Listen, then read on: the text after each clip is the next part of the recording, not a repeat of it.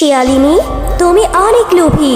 তুমি লোভ করে আবার আমার গাছ থেকে চকলেট চুরি করতে এসেছো। দাঁড়াও, আমি তোমাকে তোমার প্রাপ্য শাস্তি দিচ্ছি। এই নাও, এবার মজা বোঝো। ওরে বাবারে, ওরে মারে, এই কি হলো? জাদুর চকলেটের গাছ, আমার সারা শরীর যে জ্বলে যাচ্ছে। শিলা, বিনা, তোরা চকলেট খাচ্ছিস?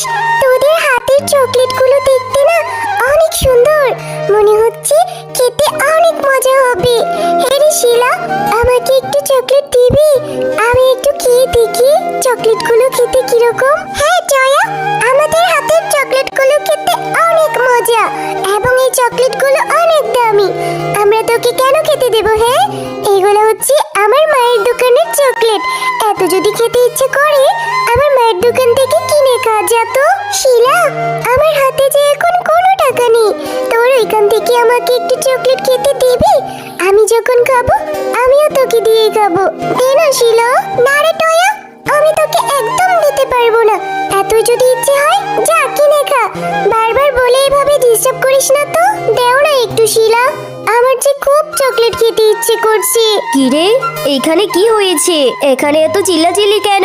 মা, দেখো না কতক্ষণ ধরে এই টয়া আমাদের চকলেটই খেতে দিচ্ছে না, খালি বারবার চকলেট খাওয়ার জন্য বায়না ধরছে। আমরা ওকে কোথা থেকে চকলেট দেব? হে, আমাদের হাতেরটা কেন দেব? ওকে কিনে খেতে পারে না? কি রে টয়া, এইভাবে আমার মেয়েদের জ্বালাচ্ছিস কেন? তোর যদি এতই চকলেট খেতে ইচ্ছে করে আমার দোকান থেকে টাকা দিয়ে কিনে নিয়ে খাবি। আমার মেয়েদেরটা চাচ্ছিস কেন? হ্যাঁ, ও কাকিমা, ওদের হাতের চকলেটগুলো দেখতে না খুব লোভনীয়, মনে হচ্ছে খেতেও অনেক মজা। তাই তো আমি ওদের থেকে একটু চকলেট চেয়েছি, একটু খেয়ে দেখার জন্য।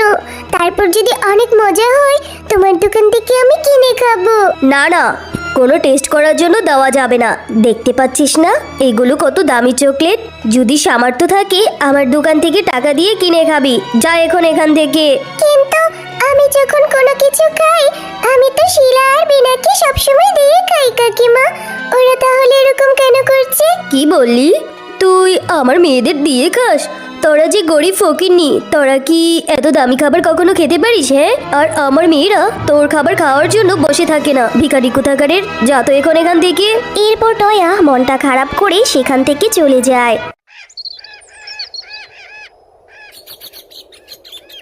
মা, ও মা, আমাকে 10টা টাকা দিবে? আমি মিনা কাকিমার দোকান থেকে চকলেট কিনে খাবো। হ্যাঁ রে টয়া, আমার কাছে যে এখন কোনো টাকা নেই। যা টাকা ছিল তা দিয়ে আমি রান্না করার জন্য কিছু সবজি কিনে নিয়ে এসেছি। এখন আমার হাতে কোনো টাকা নেই। দাও না মা, আমার যে চকলেট খেতে খুব ইচ্ছে করেছে। বিনা আর শিলা চকলেট খাচ্ছিল, ওদেরটা দেখে আমি চেয়েছিলাম বলে ওরা আমাকে অনেক কিছু বলে সেখান থেকে তাড়িয়ে দিয়েছে। দাও না মা, একটা চকলেটই খাবো। আর কখনো কোনো কিছু খাওয়ার জন্য এভাবে বায়না ধরবো না মা, এবারই শেষ। ঠিক আছে, এই নে, এখানে 20 টাকা আছে। 10 টাকা দিয়ে একটা চকলেট খাবি আর 10 টাকা বাড়িতে ফিরিয়ে নিয়ে আসবি, কেমন? যা এখন।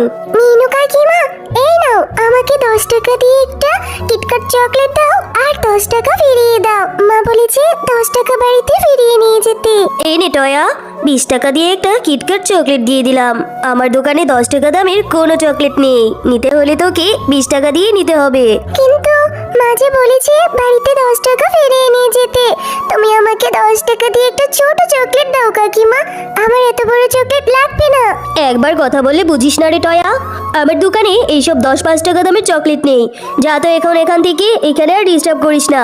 মা যে বলেছে 10 টাকা দিয়ে একটা চকলেট নিতে আর 10 টাকা ফিরিয়ে নিতে, কিন্তু মিনু কাকিমা তো দিল না। এখন তো মা আমাকে খুব বকবে। এখন কি যে করি? যাই হোক, বাড়িতে যাই। কিরে টয়া, সেই কখন বের হয়েছিস একটা চকলেট কেনার জন্য?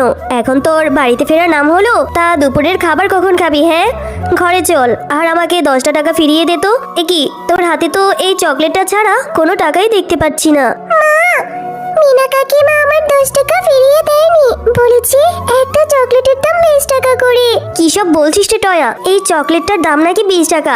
মাথাটা কি তোর খারাপ হয়ে গিয়েছে? হ্যাঁ, এগুলো তো 10 টাকা করেই। কিন্তু মিনা কাকিমা তো আমাকে বললো এইগুলা 20 টাকা করে, আর ওনার দোকানে 5-10 টাকা দামের কোনো চকলেট নেই।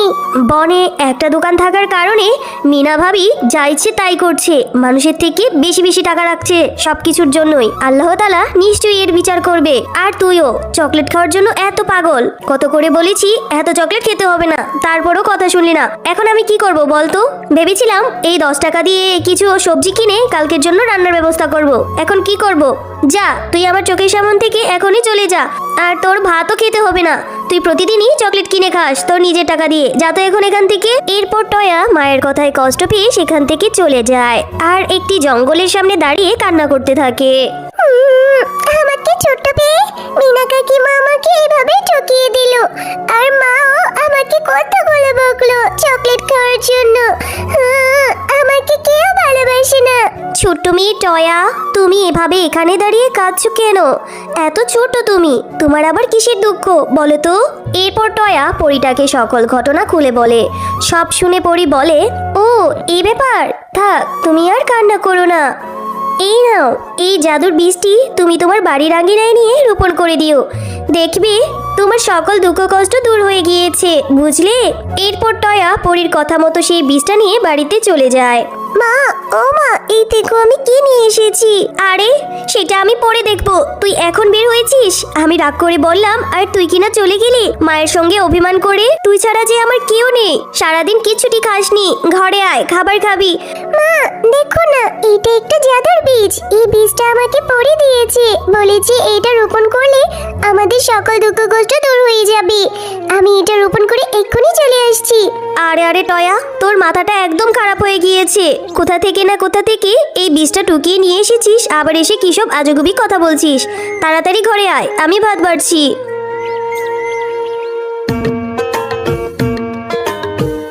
মা, ও মা, দেখেছো আমি কোনো মিথ্যে কথা বলিনি। আমাদের বাড়ির আঙিনায় কত বড় একটা চকলেটের গাছ হয়েছে। হ্যাঁ, তাই তো দেখছি। চকলেট, কত কত চকলেট ধরেছে। গাছে ধরা চকলেটের ঘ্রাণে চারদিক একদম মনোরম হয়ে যাচ্ছে। ও মা, এত চকলেট তো আর আমি খেতে পারবো না। তুমি কিছুটা করে চকলেট পেরে বাজারে নিয়ে বিক্রিও করতে পারবে। এতে করে আমাদের সংসারের অভাবও দূর হতে পারবে। হ্যাঁ রে টয়া, তাই করব। আর তুই তোর বন্ধু বান্ধবদেরও এই চকলেটগুলো বিলিয়ে দিস, কেমন? এরপর টয়া তার বন্ধুদের চকলেট দিতে থাকে। জয়া, তুই অনেক ভালো রে। আমরা তোকে একটুও চকলেট খেতে দেই নাই, আর তুই কিনা আমাদের এত দামি দামি চকলেট খেতে দিচ্ছিস। তুই সত্যি অনেক ভালো রে টয়া। কি রে শিলা আর বিনা, তোরা এখন বাড়ি থেকে বের হয়েছিস? পাড়ায় পাড়ায় ঢিং ঢিং না করলে কি তোদের ভালো লাগে না? মা, আমরা টয়াদের বাড়িতে গিয়েছিলাম। হ্যাঁ, কত করে বলেছি ওই ফকিন্নি টয়াদের সঙ্গে মিশতে না, তারপরও কেন মিশিস? আবার কোনো একটা কিছু খেতে বসলেই চেয়ে বসবে। না মা, টয়াদের বাড়িতে অনেক বড় একটা চকলেটের গাছ হয়েছে। টয়া আমাদের সেই চকলেট গাছ থেকে চকলেট খেতে দিয়েছে। চকলেটগুলো খেতে দারুণ মজা মা। তোমার দোকানের চকলেটের থেকেও অনেক মজা। শুনেছি টয়ার মা নাকি সেই গাছ থেকে চকলেটগুলো নিয়ে বাজারে বিক্রি করবে, আর আমরাও মজা করে খেতে পারবো। কি সব বলছিস রে? তাহলে তো আমার ব্যবসায় লালবাতি ধরে যাবে। এক্ষুনি তো দেখতে হয় কি এরকম চকলেটের গাছ হয়েছে ওদের বাড়িতে। এরপর রাত হতেই মিনা শিয়ালিনী, আরে সত্যি তো, এইটা তো দেখি খুব সুন্দর একটা চকলেটের গাছ। এই গাছ তোরা কোথা থেকে পেলো? আমার বরং এত চিন্তা করে লাভ নেই, এই গাছ থেকে চকলেট চুরি করে নিয়ে আমার দোকানে নিয়ে এখন থেকে আমি বিক্রি করতে পারবো। রুমা শিয়ালিনী, তুমি অনেক লোভী, আর তুমি লোভ করে মিনাদের বাড়ি থেকে চকলেট চুরি করতে এসেছো। এই নাও, এখন থেকে তুমি শাস্তি ভোগ করো, আর এটা হচ্ছে তোমার লোভের ফল। আমাকে ছেড়ে দাও, তুমি তো দেখছি জাদুর চকলেট গাছ। আমি আর কখনো এরকম করব না। কে কোথায় আছো? আমাকে বাঁচাও, আমি যে মরে যাচ্ছি। এ কি রুমা ভাবি, আপনার কি হয়েছে? আপনি এখানে কি করছেন? আর চকলেট গাছ দেখে কথা বলছে, এইটা তো জাদুর চকলেট গাছ। চকলেট গাছ, তুমি রুমা ভাবিকে ছেড়ে দাও। আচ্ছা ঠিক আছে, আমি শুধু শেফা শিয়ালিনীর কথা মতো তোকে ছেড়ে দিচ্ছি, কিন্তু এরকম ভুল আর কখনো করবি না, তার ফল ভালো হবে না। শেফা বোন, তোর সাথে আমি অনেক হিংসে করেছি, আজ তোর জন্যই আমি আমার প্রাণটা ফিরে পেলাম। আমি আর কারোর সঙ্গে এরকম ব্যবহার করব না। হ্যালো বন্ধুরা, গল্পটি ভালো লেগে থাকলে চ্যানেলটি সাবস্ক্রাইব করে দিবেন এবং পাশে থাকা বেল আইকনটিতে প্রেস করে আমাদের পাশেই থাকবেন। ধন্যবাদ।